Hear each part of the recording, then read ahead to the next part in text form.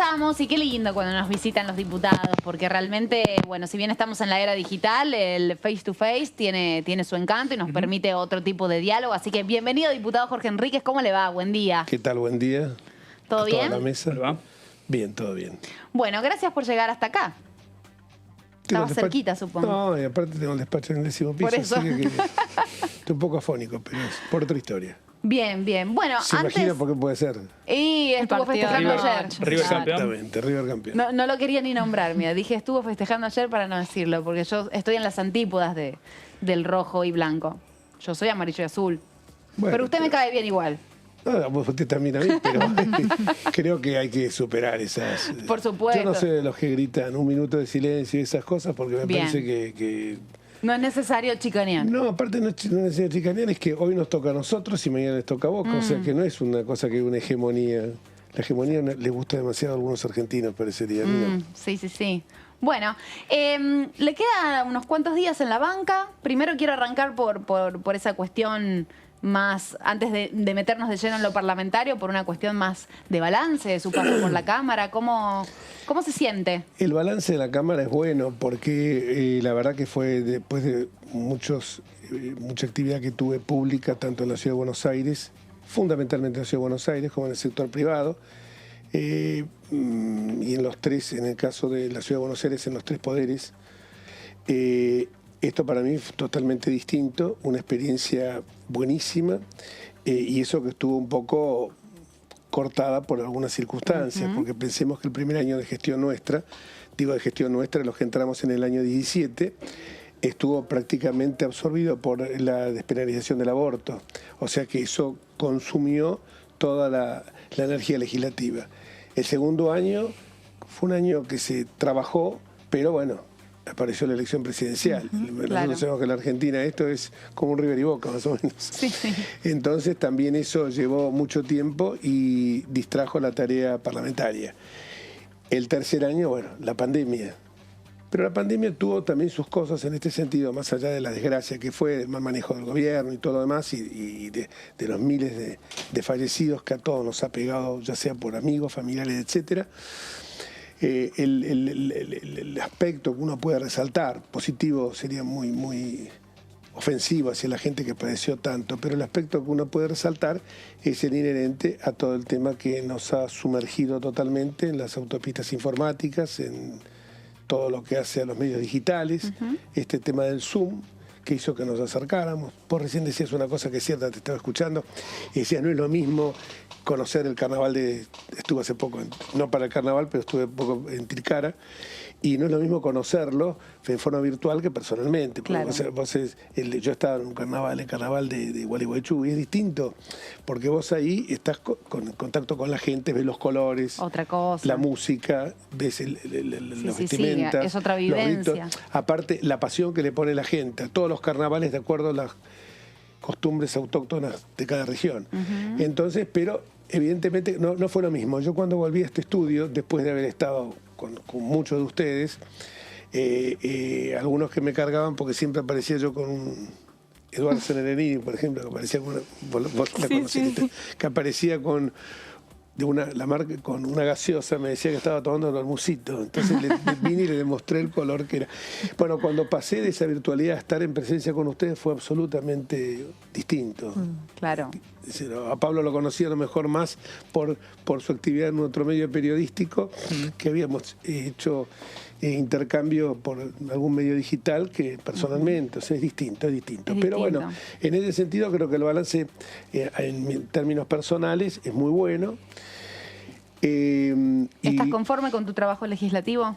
Con estas limitaciones que hubo, sí, Creo que cuando retornamos a la presencialidad fue distinto, hasta fue distinto en el acercamiento con algunos diputados, porque a mí me ha pasado que diputados que a lo mejor hemos tenido un cruce fuerte, vía remota, cuando uno está con ellos y convive, es distinto compartir un almuerzo, compartir un ascensor, compartir una charla, hacer una broma con algún tema, es distinto porque uno acerca, y esto es justamente... Para la política misma, en el recinto, no estar presente, le ha quitado mucha fuerza, ¿no? Había algunos, no voy a decir nombre, pero un diputado muy histriónico que se ponía loco cuando alguien hablaba, y cuando yo lo vi en el recinto, un tipo vehemente, pero un tipo que con calidez, o sea, de otra vereda política Claro. distinta a la mía, totalmente. Entonces creo que eso es importante y quedan muchas cosas pendientes. Yo como diputado de la Ciudad Autónoma me queda pendiente todo el tema de la transferencia de las competencias ordinarias nacionales a la justicia local. Los proyectos igual los dejo porque tienen validez por un año parlamentario.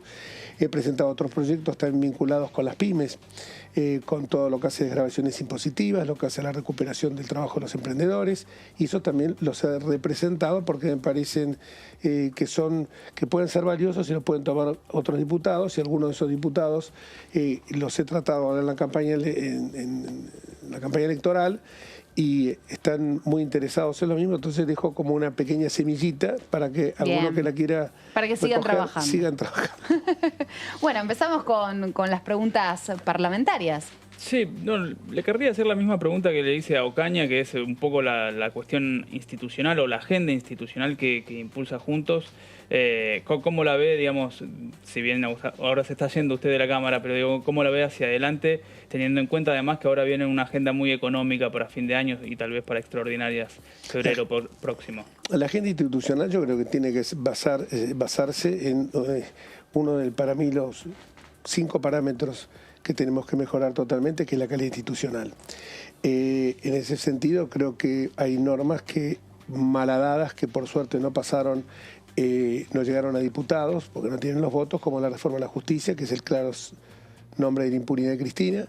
En la reforma del Ministerio Público Fiscal está visto claramente que el procurador interino Eduardo Casal ha sido una persona, incluso dictaminado en alguna oportunidad, en contra de lo que nosotros pensábamos, digo nosotros, de nuestro sector político, y en el caso nuestro de la Ciudad Autónoma de Buenos Aires, con un tema de la apelación ante el Tribunal Superior de Justicia, dictamen que después tuvo acogida por la Corte, pero que eso es justamente lo que yo, y lo conversaba con él el otro día, que eso es justamente lo que yo valoro, que uno tiene que ver, aunque no me guste el fallo, no me guste el dictamen del fiscal, uno tiene que ver que si eso es absolutamente ajustado a derecho, es absolutamente independiente del poder político, no sufrió ningún tipo de presiones, aunque sea en contra mío, es la mejor garantía que yo puedo tener de vivir en este país, en mi país, donde sé que tengo una justicia independiente. La agenda institucional, por supuesto que nosotros también hubiéramos querido sacar la boleta única papel o la boleta única electrónica, cualquiera de las dos variantes, la ficha limpia, la caducidad del dominio de los bienes mal habidos, de los bienes fruto de la corrupción. Desde ya que también la modificación de la ley vinculada con la aprobación de los decretos de necesidad de urgencia, una asignatura que está pendiente en el 94, pero que evidentemente por una situación caprichosa, yo diría, de la reforma de Santa Fe, es que la coparticipación federal tiene que ser consensuada por las 24 jurisdicciones. En fin, algunas normas que son claramente... Perdón. Por favor. Algunas normas que son claramente vinculadas con la agenda institucional. Diputado, ha hablado de Casal y es uno de los debates que se está dando, sobre todo en la bicameral de Ministerio Público Fiscal. Incluso se le ha pedido a Casal varios informes que respondió. Uno de ellos fue el último que fue tratado en esta bicameral, que tiene que ver con 3 fiscales que tenían reuniones con Patricia Bullrich y que, bueno, la respuesta que ha dado Casal en ese sentido ha sido que él desconocía de esos encuentros y el oficialismo, bueno, no queda, digamos, con una... Perdón. Como que no le Tranquilo. cierra esa respuesta, ¿no? Y vuelve a pedir nuevos informes. Para usted, ¿cómo viene siendo el trabajo de Casal?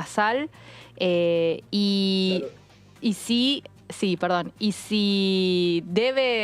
necesario realmente para los fiscales, para la justicia, que se cubra ese cargo de procurador, que en principio sería Rafecas desde la propuesta del presidente de la Nación, en principio. Yo diría que la actuación de Casal ha sido absolutamente impecable, ha contestado todos los informes. El hecho de que no nos gusten los informes no es cuestión de Casal. El caso de los fiscales que se reunieron, mientras la reunión no haya incidido en las decisiones que hayan tomado, me parece que son reuniones que son absolutamente necesarias. Yo creo que tiene que haber una interacción entre los poderes, consultas. Mire, yo le voy a dar un caso concreto. Hace poco tiempo yo consulté por una razón institucional a 2 ministros de la Corte. Porque quería conocer el parecer, porque yo no puedo estar legislando en el Palacio Legislativo de cuestiones que son, por ejemplo, un caso concreto fue la elección del presidente de la Corte Suprema. Claro. Hubo un proyecto de ley. Yo quería saber si alguien había hablado con ellos. Nadie había hablado con ellos y era una inmisión. ¿El proyecto de Ritondo, dice? Proyecto que a mi juicio era una inmisión más allá de todo, de que todo el mundo tiene derecho a presentar los proyectos que quiera, y en el caso de Cristian de Ritondo ha sido un excelente jefe de bloque y podemos tener visiones distintas. La riqueza nuestra de Juntos por el Cambio y del PRO es la unidad en la diversidad, es no tener un pensamiento absolutamente homogéneo. Entonces yo creo que en ese caso se hice la consulta porque me parece que es una intromisión de un poder en otro. Es como si nosotros legisláramos o dictamináramos en un caso concreto, porque la Corte no legisla obviamente, pero en un caso concreto, ante una presentación de ustedes, determináramos cómo se elige el presidente de la Cámara, o cómo se elige el presidente de la Comisión de Justicia, o alguna cuestión que sea directamente, que pegue en el corazón de la justicia.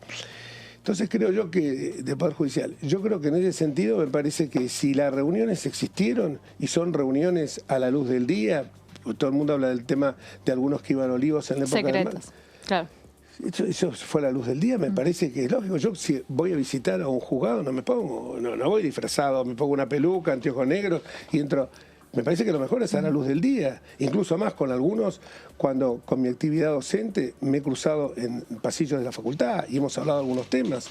Obviamente que uno tiene el recato de no tocar cuestiones que pueden ser que las que uno tiene un interés directo, pero me parece que lo otro es una cuestión absolutamente, si fuera a la luz del día, qué mejor que un fiscal hable con quien manejó la seguridad, a mi juicio, en forma absolutamente eficiente, como Patricia Bullrich, que haga consultas sobre eso. En la Ciudad de Buenos Aires lo hacíamos con el fiscal general y ahora el procurador general actual también, pero me acuerdo que en la época que yo interactuaba mucho con Luis Sebasco y hacíamos consultas y nadie podía decir que yo, porque era el subsecretario de Justicia, estaba teniendo una reunión oculta.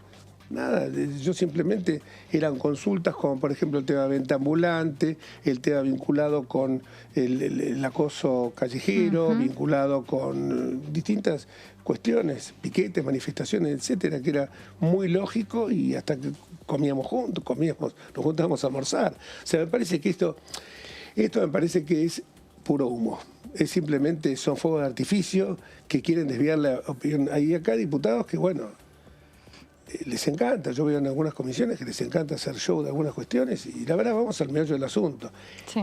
Es un fiscal, ¿encontraron alguna tacha de inhabilidad moral, de incapacidad, de desconocimiento inexorable del derecho? No, en Casal. Procurador que está desde el año 2017. Ahora, por un error también, asumo, de que no buscamos, que no se logró un consenso, porque cuando la candidata nuestra no pasaba el tamiz del Senado, teníamos que haber buscado nombres alternativos, porque que produjeran un acuerdo que fueran entre todos, satisfactorios para todos.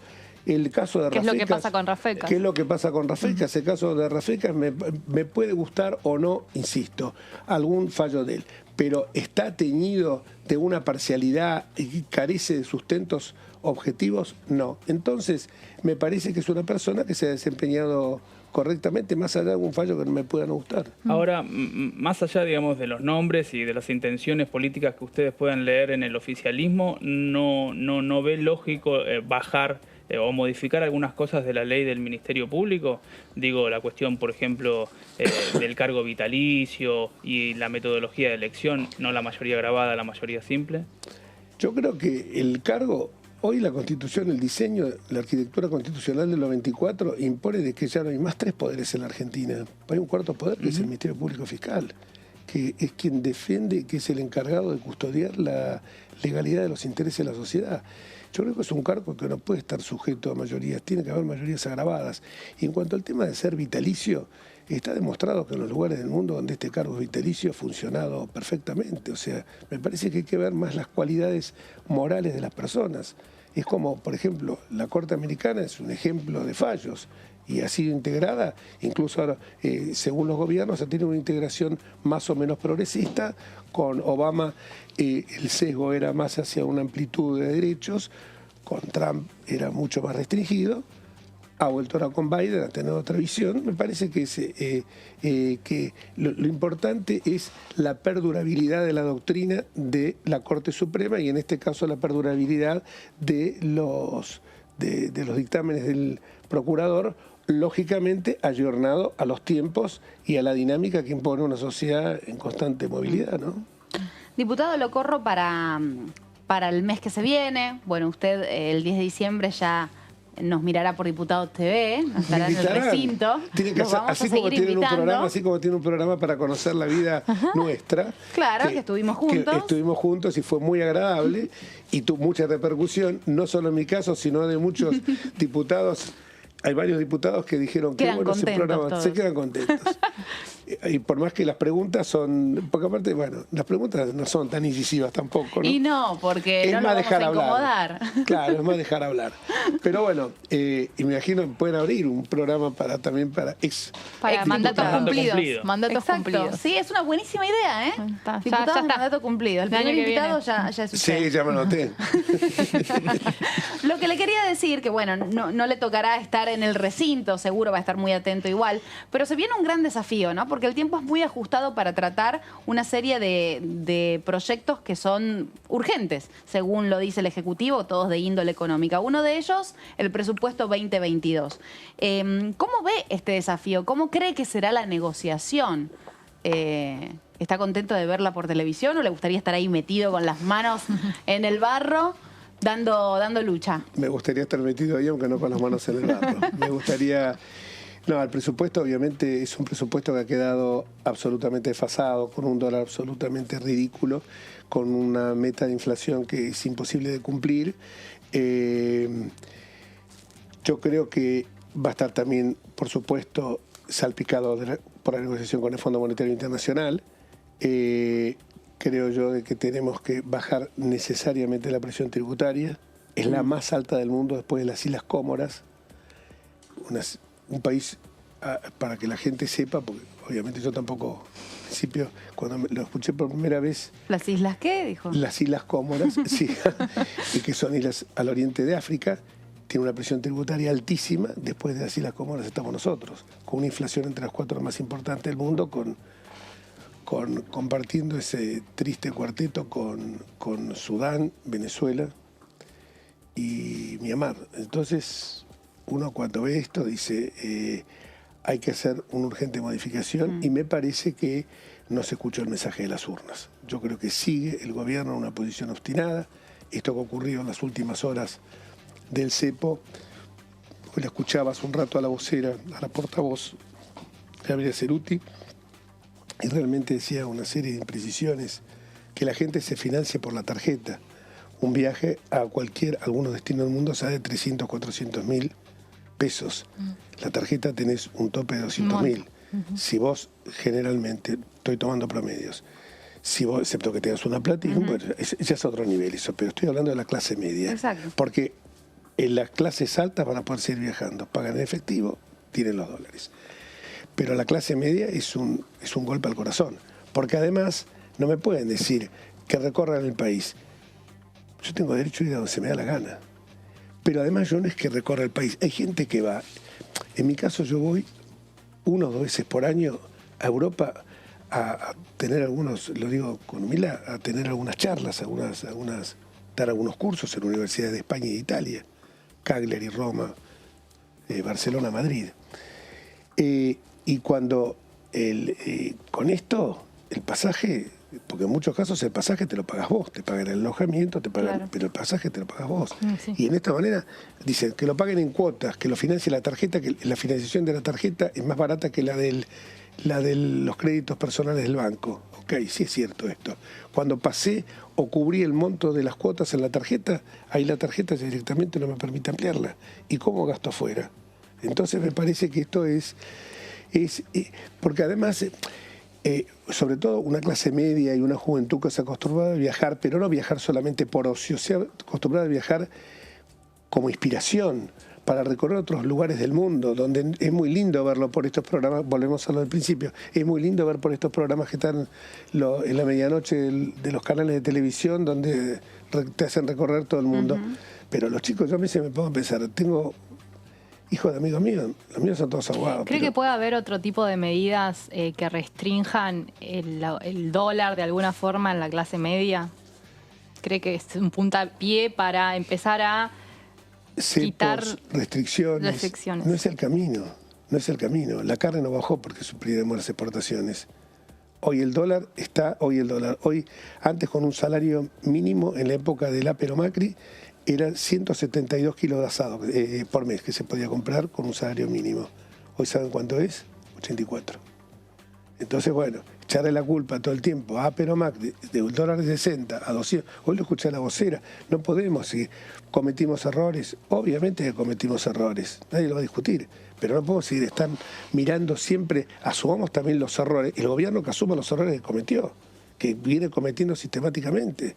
No quiero hablar ya de tanto porque digo, hoy estaba escribiendo un artículo de opinión justamente donde estaba señalando todas estas cuestiones. Claro, no, ahora, más impuestos, más carga tributaria. Claro, pensaba en ese punto a ver, está claro que se necesitan dólares, ¿no? Entonces, ¿de dónde se sacan esos? Si dijo hace una semana Martín Guzmán que las reservas estaban suficientemente fortalecidas en el Banco Central, ahora necesitan dólares. Y si necesitan dólares, ¿por qué le ponemos un cepo a la exportación de carnes?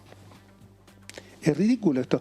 Y cepo a la exportación de carnes pensando de que no son los cortes que comemos los argentinos. No, perdón, Pablo. No. A ver, está claro que es probable que pueda haber nuevas medidas, pero digo, no hay una autocrítica o sin ningún espíritu de Apero Macri. Pero digo, a ver, no dejó la economía de Cambiemos una vulnerabilidad en el sector externo, digo, en materia de dólares.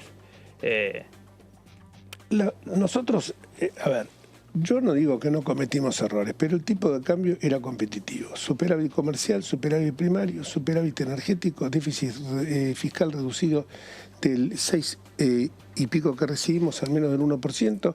Obviamente que esto nos llegó a la microeconomía, al bolsillo de la gente, y por eso perdimos, o sea, esto hay que ser consciente. También soy consciente de que no hicimos lo que teníamos que haber hecho cuando asumimos. Cuando Mauricio asumió en la ciudad de Buenos Aires, mostró en una pantalla de televisión el cuadro que era realmente terrible, el cuadro parecía una república, una ciudad subsahariana, el cuadro como recibía la ciudad de Buenos Aires. Y dijo, esto va a modificar, pero no dijo en...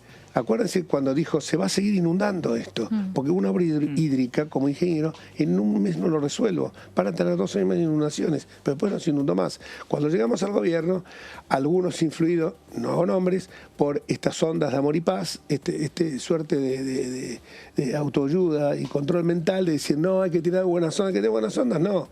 Miren si Churchill hubiera tirado buenas ondas cuando bombardeaban en el 42 todas las noches y hubiera dicho, no, son fuegos artificiales, y estaban muriendo la gente a mansalva en Londres, y hubiera dicho, no, dijo sangre, sudor y lágrimas. Acá nosotros creo que teníamos que haber mostrado la crueldad de lo cruel de la situación que estamos padeciendo. Cuando hablan, no quiero ya recargar, porque acá hay 2 latiguillos que parece que bajaran sistemáticamente el Instituto Patria, que son el déficit fiscal, 254 millones, lo dejamos en 300 y pico, 70.000 millones de diferencia, pero arrancamos con 254.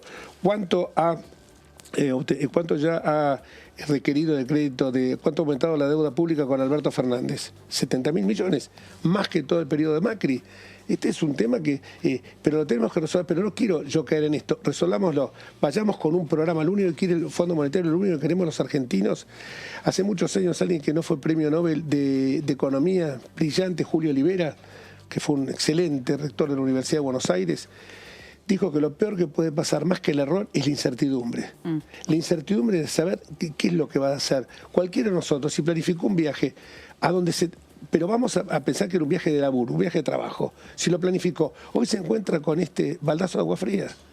Entonces, la incertidumbre, y el Fondo Monetario lo advierte, eso, un programa que genere confianza, nada más que eso.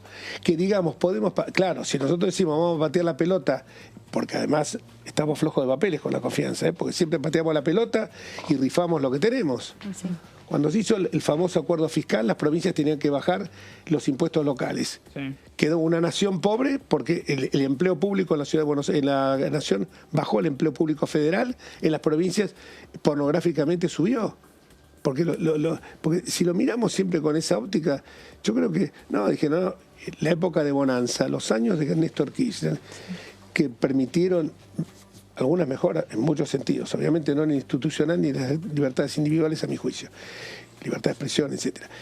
Pero el tema de esa época de bonanza la tenemos que haber aprovechado. Un gobierno de izquierda como el uruguayo, con Pepe Mujica, lo aprovechó esa situación de bonanza. El Uruguay explotó en el valor que empezaron a tener las propiedades rurales, el traslado el valor que empezaron a recorrer las grandes ciudades, no solamente Punta del Este, sino toda la ciudad, la capital desde luego y toda la ciudad del interior. Lo aprovecharon. Es un gobierno de izquierda, pero declaradamente de izquierda. Sin embargo, después la continuidad permitió que el gobierno subsiguiente, ahora el de Luis Lacalle, tuviera un sendero encaminado. Por supuesto que el gobierno de Luis Lacalle es superior totalmente al de Mujica. No quiero entrar en críticas, en críticas de este tipo, porque no quiero caer en lo que hizo Bielsa, que es un papelón total, en inmiscuirse en un problema interno de un país en el cual no se han violado derechos humanos, pero cuando se violan derechos humanos hay una obligación por la Carta de la OEA, como caso de pronunciarse. No nos podemos comparar la situación de Bielsa con Chile con las declaraciones nefastas que se hicieron con Cuba, Nicaragua y Venezuela. Justo estabas hablando sobre estas épocas de bonanza que le ha tocado pasar a otros gobiernos en otros países y muchos diputados vienen, se sientan o los escuchamos hablar y todos comparten una visión en la que, bueno, la Argentina tiene mucho para crecer, hay mucho por cambiar. Estamos lejos de un periodo de bonanza. ¿Cuánto tiene que cambiar, cuánto tiene que trabajar el Parlamento para poder acercarnos a una etapa así? ¿O realmente, en tu visión, es utópica en lo que queda de estos años del gobierno de Fernández? Tenemos que cambiar porque en el cómo nos podemos poner de acuerdo. En el qué, pero no en el cómo. Ayer anoche yo en la cancha hablé 2 minutos. En el entretiempo lo puedo comentar con un conocido publicista, esposo de una diputada recientemente electa que encabezó la lista de la provincia de Buenos Aires. Y las 2 o 3 cosas las que hablamos era acuerdo total. Acuerdo total. Entonces yo digo, lo que pasa es el cómo, en el qué nos ponemos de acuerdo. ¿Quién no quiere el bienestar de los argentinos? ¿Quién no quiere que bajemos el índice del 50% de pobreza? Que no tengamos desnutrición infantil. ¿Quién no puede querer eso? No, por supuesto. Es el cómo. Y el cómo es, como yo digo siempre, bajar la presión tributaria. El déficit fiscal es hijo de la deuda es hija del déficit fiscal. Entonces, digamos, acá estamos en nuestras economías. Toma 2 es 4, no es pajarito. Toma 2 da 4. No da otra cosa. En nuestras casas entran 1.000 pesos, gastamos 1.200. Alguien paga esos 200. O nosotros queremos. No, porque si no sería muy fácil. Cada uno se va a su casa con una maquinita a imprimir plata y dice, total. Pero no es, así no funcionan las economías. Y acá tenemos el pensamiento mágico que subyace este pensamiento de que el Estado todo lo soluciona. Y acá nos tenemos que poner de acuerdo, lo he dicho infinidad de veces, lo repito para ver si de tanto martillar consigo clavar el clavo. Reforma laboral, reforma tributaria, reforma laboral que no es la perversidad de que voy a echar a la gente, reforma laboral que va a ser justamente para generar más empleo formal y de calidad. Reforma tributaria para que los impuestos, que no tengamos esta presión tributaria que genera la informalidad y la evasión, la famosa curva, acá mi amigo que es economista, la famosa curva de Laffer. El tema mayor presión tributaria es mayor la evasión que hay y el desaliento de las inversiones. Reforma previsional, no podemos tener un sistema donde hay 8 millones de jubilados y pensionados y solamente han cumplido con sus aportes 5 millones, hay 3 millones que nos vamos metiendo cada tanto, metemos alguno por la ventana. Yo tengo 50, no sé cuánto ya, de aportes. No me he jubilado todavía y estoy con edad excedida para jubilarme, pero no lo hago, no por, no crean ni por ser coqueto ni nada, porque la edad la digo, así que no, y todos la saben. Pero es simplemente porque todavía me siento con la capacidad de seguir trabajando y produciendo, no censuro al que se jubila, pero me parece que si yo tengo capacidad de seguir trabajando y produciendo, por una responsabilidad hasta social, tengo que hacerlo. Claro. Y No se está- jubiló de ningún lado. de ningún lado. Y acotemos acá a la gente, porque algunos escuchan, no, ahora termina el mandato, jubilación de privilegio. No hay jubilación de privilegio, ni régimen especial en los diputados. Desde el año 2001 eso no existe. Porque si no acá empiezan con la fantasía y dicen seguramente acá, aparte, los conductores, productores, cameraman tienen todos Ya jubilación de somos privilegio. No, no es así. O sea que ahora a partir del 10 de diciembre, el diputado Jorge Enríquez sigue trabajando. Mientras Dios me dé salud, el cerebro me funcione y pueda seguir caminando bien. Ahora ando medio complicado. Se una lo ve rodilla. con salud y su cerebro funciona. Va caminando se lo ve más o bien. menos, pero- Exactamente. Le deseamos lo mejor, diputado. Le agradecemos muchísimo que se haya acercado hasta acá. Va a ser bienvenido, aun cuando ya no tenga que venir todos los días a su despacho. Muchísimas gracias por Lo su voy a venir tiempo. a visitar, igual voy a seguir, porque uno dice, a veces la gente dice, uno se jubila, uno se retira de la política. De la política no te retirás. No. Si realmente lo sentís, la cosa pública, es como el periodismo. Yo no creo que ustedes vayan a cambiar, porque esto ya lo llevan en la sangre. O Sí, sea, totalmente. sino porque no es un trabajo repetitivo, mecánico el de ustedes, porque el hecho de estar preguntando y yo respondiendo hace trabajar el intelecto, no es por un sellito simplemente. Totalmente. Uno no puede dejar las pasiones, como imagino que usted no podrá dejar de ser de River. Y usted de Boca. Exactamente. Ha sido un placer, diputado. Gracias a Muchísimas ustedes, gracias por gracias a estar aquí ustedes. con No, nosotros. por favor, hasta luego.